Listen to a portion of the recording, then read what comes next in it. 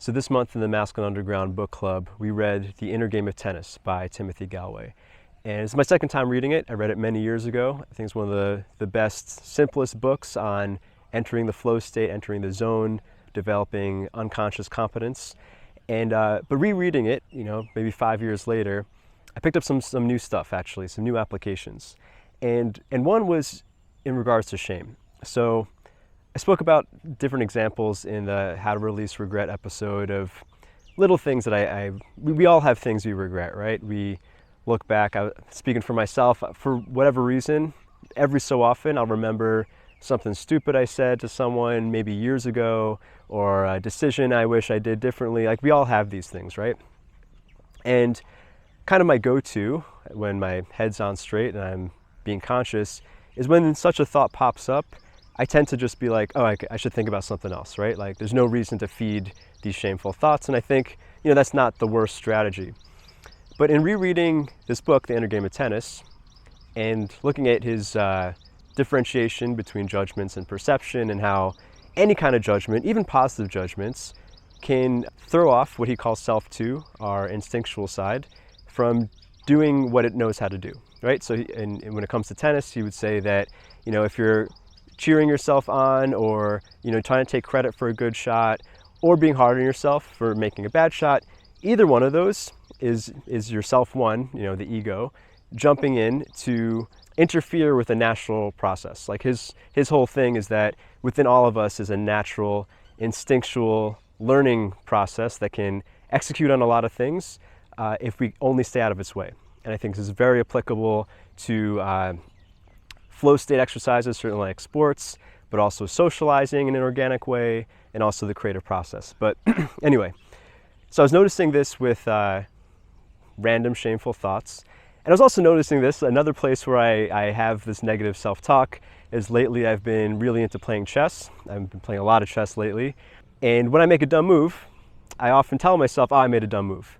And this kind of takes me out of the moment. I tend to make more dumb moves, and I tend to lose games when I get into that headspace. Obviously, chess doesn't really matter, but in that this all applies to how one lives the game of one's life, is a great place to practice. And I was noticing this, and I was noticing these kind of inconsequential places where I essentially shame myself.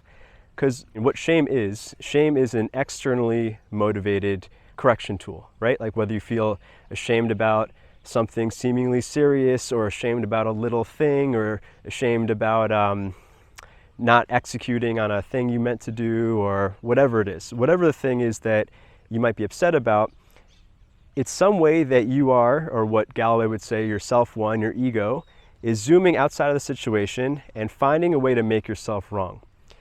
As I spoke about more extensively in the Breaking Social Constructions of Reality episode, this is your circuit 4, or our circuit 4. It's the part of our consciousness, using Timothy Leary's model, that tries to put things in a moral framework of good versus not good, or normal versus taboo, for the evolutionary purpose of getting along with the group, right? Like, this is the part of us that is willing to sacrifice our own natural instincts in order to be accepted by the tribe.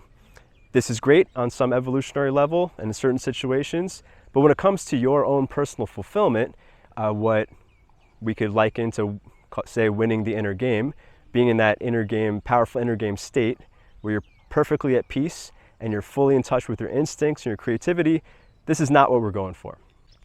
So, having reread The Inner Game of Tennis, I looked at all these moments where I shamed myself in a small way. I made a stupid move, I said the wrong thing to somebody, and it's like, what if I could switch that to perception? What if I could just make an E-prime statement, like a clear, non-judgmental statement to myself? And with something like chess, it's pretty easy. Like, instead of saying, oh, you made a stupid move, it's just like, it would have been better if I did such and such. With social faux pas, I look back, I'm like, oh man, I wish I didn't say that. Same thing, right? So I became very interested in this idea of, what does it really mean to win the inner game? Obviously, you could apply this to games like chess or games like socialization. Like, what does it mean to win the inner game?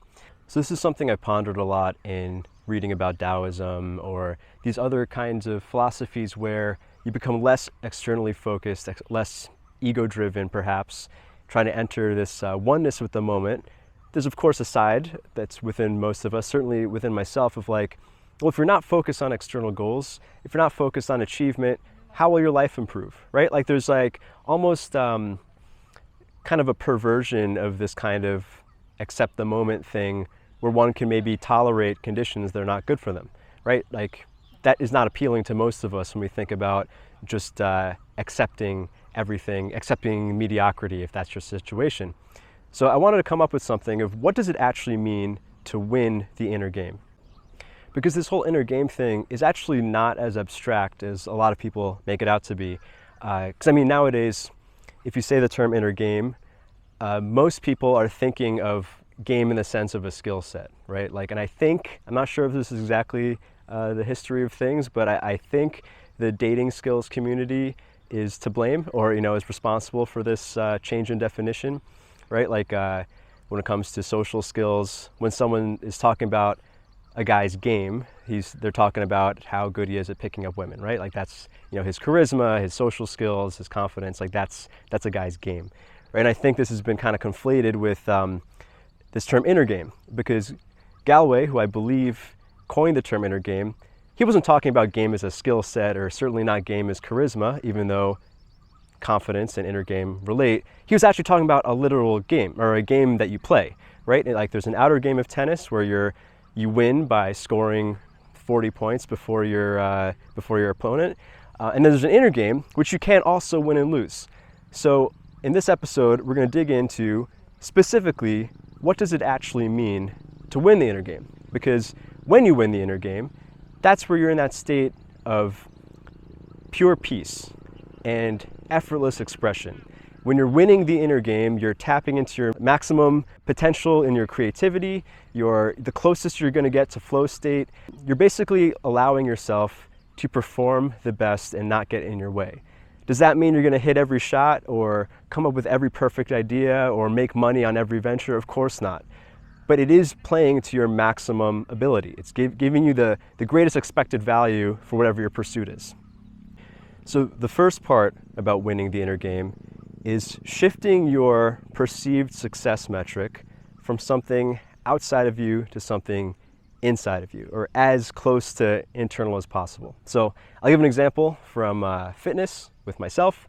I'm very fitness focused, and even though I try to make goals that are not based in vanity, of course I care how I look, right?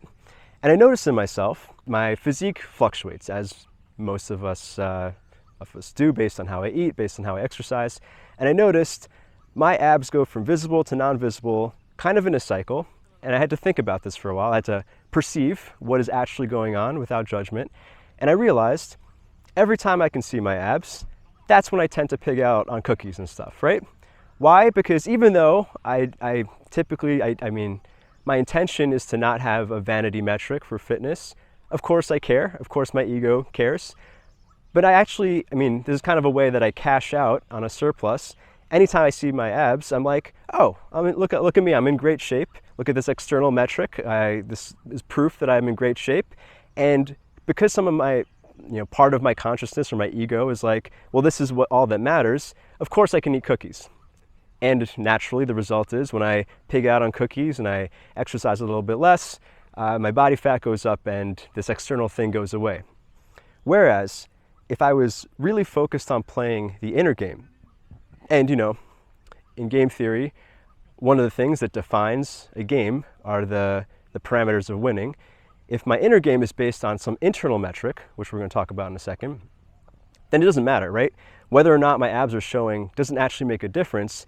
If I have the internal metric of, say, doing the absolute best thing for my body in every moment, it shouldn't matter what my body looks like, whether my arms are a certain size or if my abs are visible or invisible. If I'm actually playing the inner game for that internal success metric of in every moment, I'm going to do what's right for my body, then I'm not going to eat the cookies. And I'm using fitness as an example, but I think something similar occurs with money. Money is it's probably the most universal external metric that most of us care about, right? Like I know a lot of entrepreneurs like myself, or salespeople. When I was a salesperson, I was victim to this too. Anytime I had a really good month, because I was focused on the money, that's when I would start slacking off. And the result is you end up going back to your original income. This is something Brian Tracy talks about, the sales trainer, of how people tend to earn, salespeople tend to earn whatever their self-concept is, right? If they're under what they think they should be earning, of course they hustle to make more. But he's seen a lot of salespeople who have like a lucky month or a really good month and they are doing way better than they normally do. What happens? They end up slacking off the rest of the month, so their earnings end up being exactly where it is, right? You could kind of mystify this concept of like, you know, you earn based on your relationship to money if you want to go in that direction.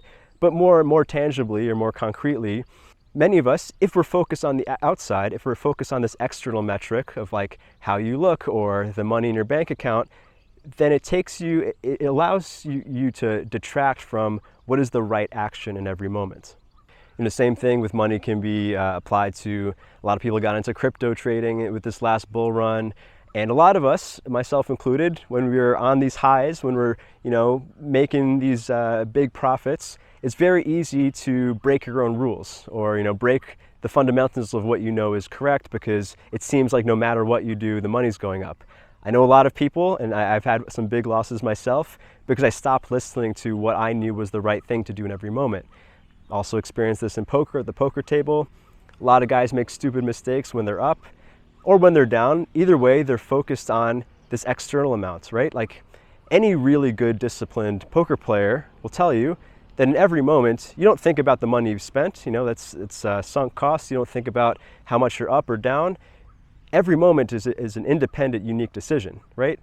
Of course, a lot of us get caught up on the externals and then we lose track of that. So a simple process that you can use to combat against this is to, instead of, you know, to just switch from external goals to being like, I'm just gonna be one with the moment. Like that's kind of a big jump, and it's you know it's kind of a hard thing to grasp, right? If it was that easy, we would all be in super Zen mode all the time. So one way to do this is to reduce the distance between, or reduce the time span between this moment and your success or fail metric. So one example, I'll use fitness as an example.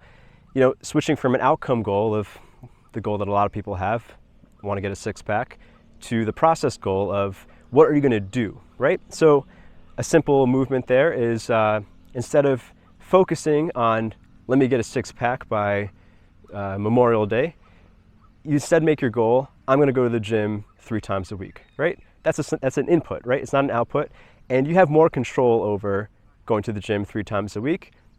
It is something that can give you a win every time you do it in the short term, right? Like every couple days you can have that win.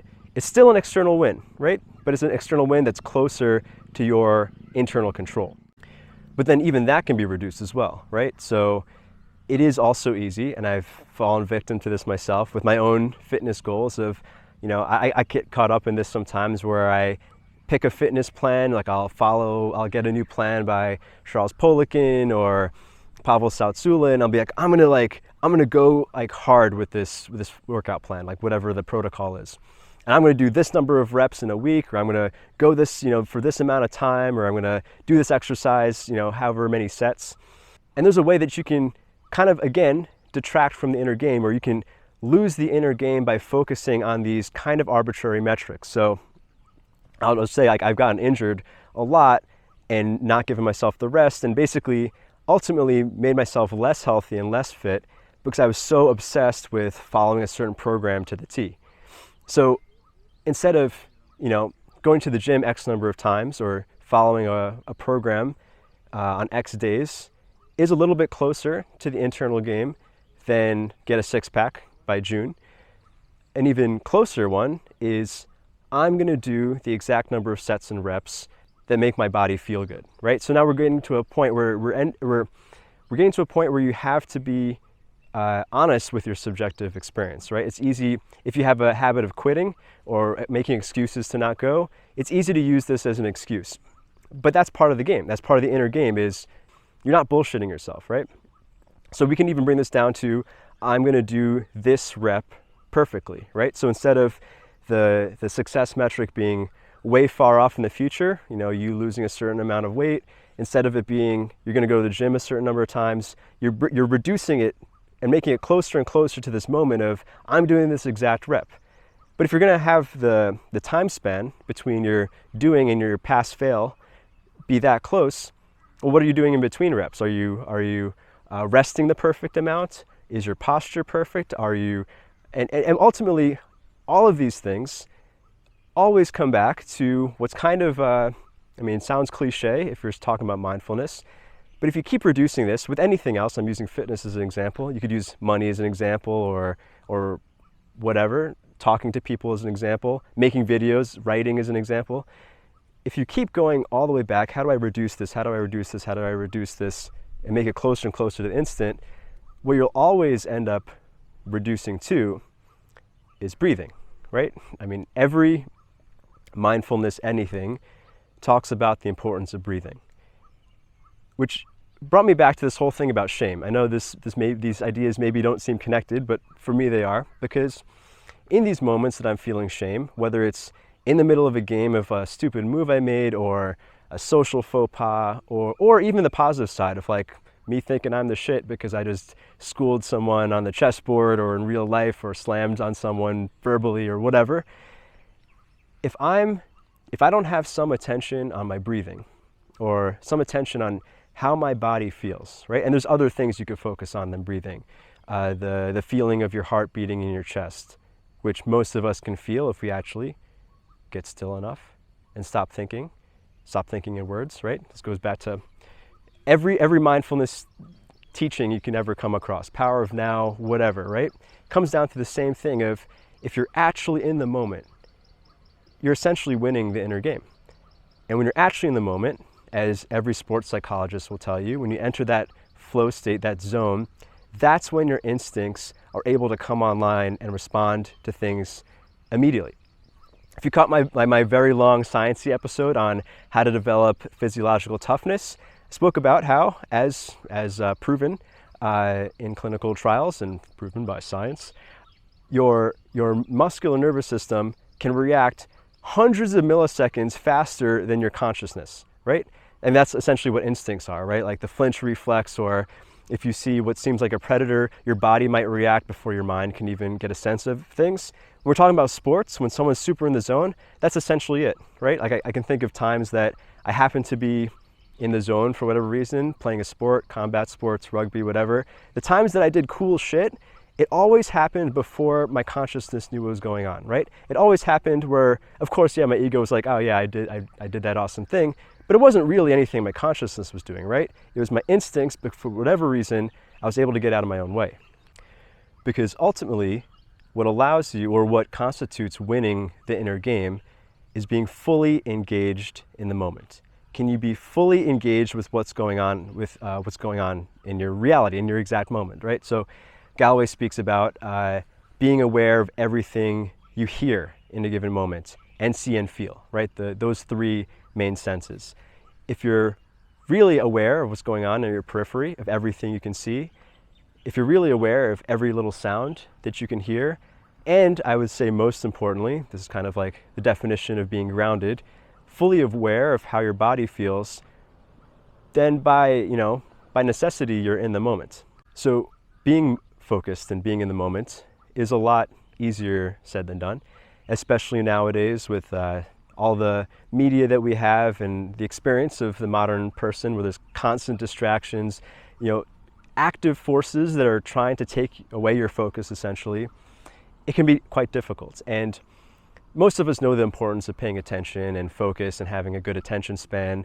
And a lot of people, especially in the self-help world, kind of take this judgmental approach to it, right?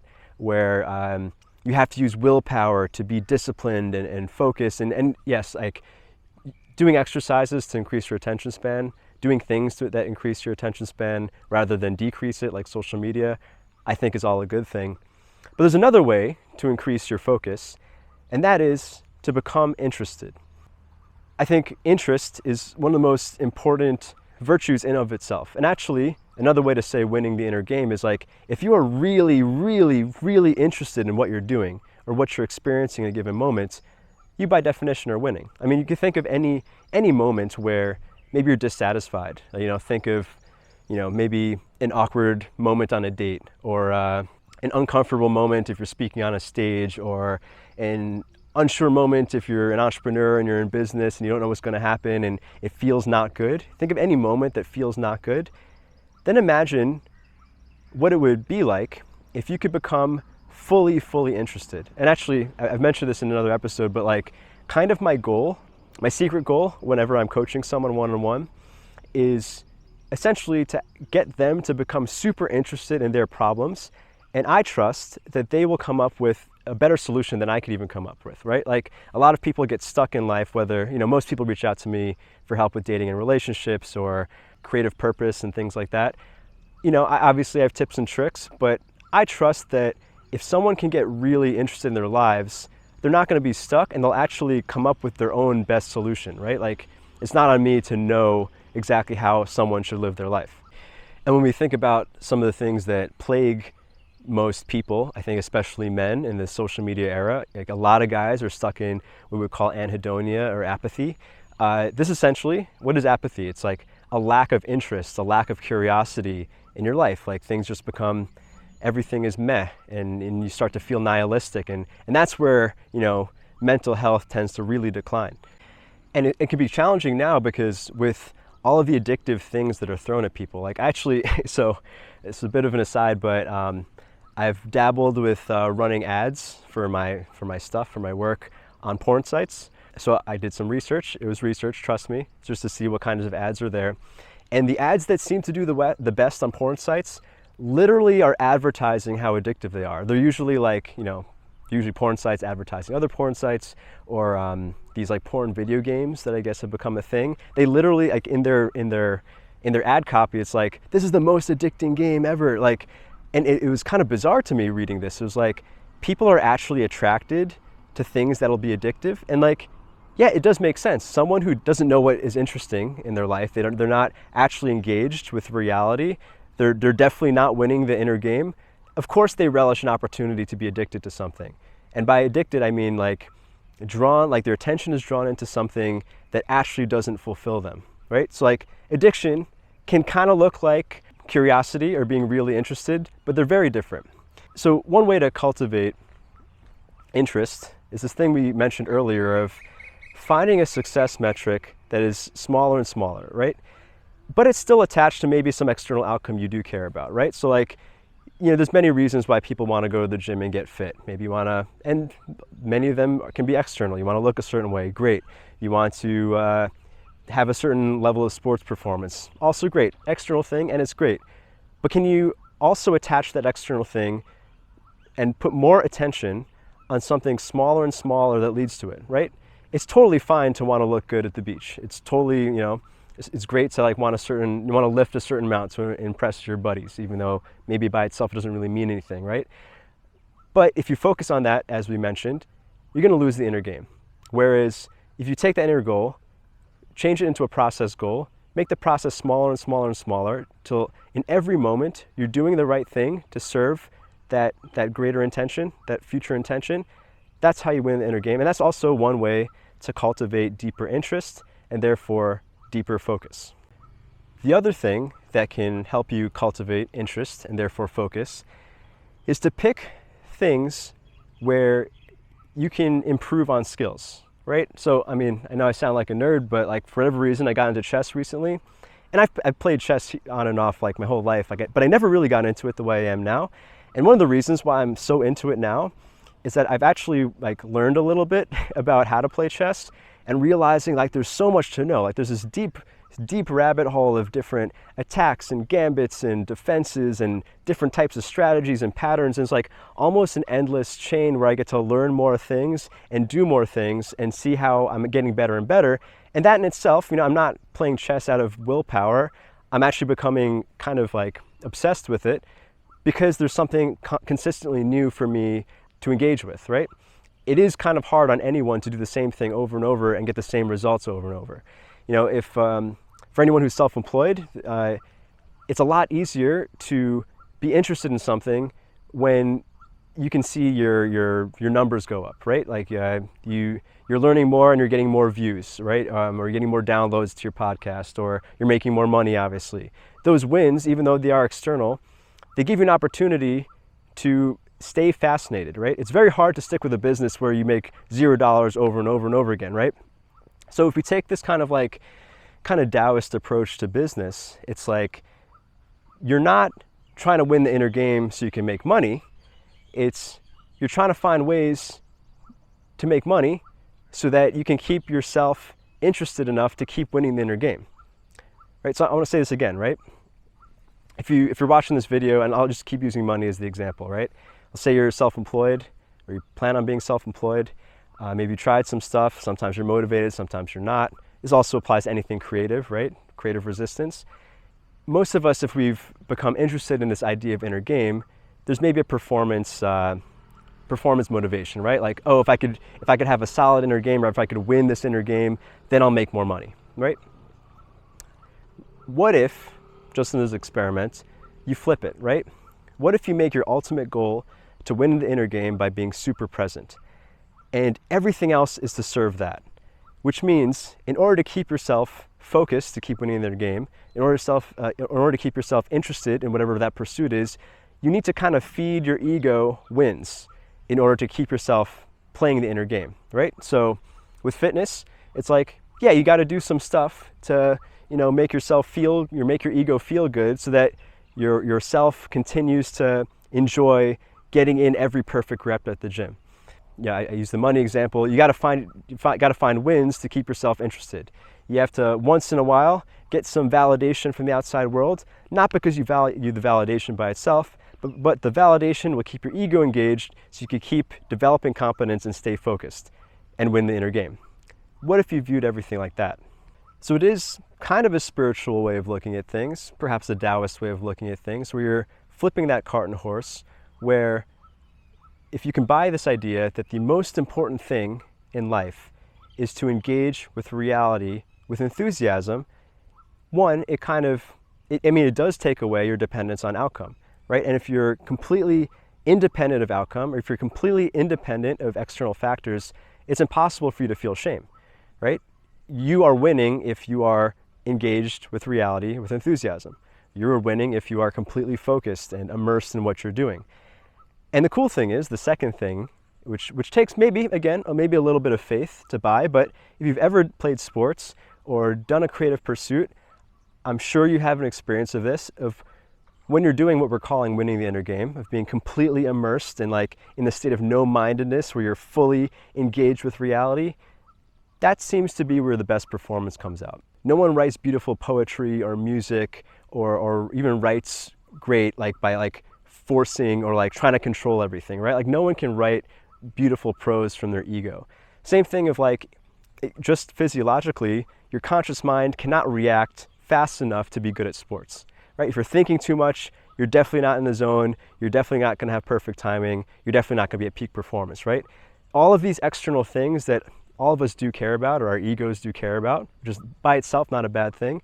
All of the things that are external are actually easier to achieve when you're in that state, when you're in that winning state of inner game. So it can be a little tricky. It can be a little bit tricky for your ego to wrap its head around, because, if you're approaching this of I want to make money and I want to be good at sports and I want to be charismatic in social situations, it's very easy for it to jump back in and try to control this inner game. But that's what you have to not do, right? Winning the inner game is simply engaging with reality with full enthusiasm. Because in the end, and the reason why I call this kind of spiritual, is that it does require trust. In order to surrender and let go of control, and trust that if you set up the conditions right and play this inner game, you will come up with the best creative output.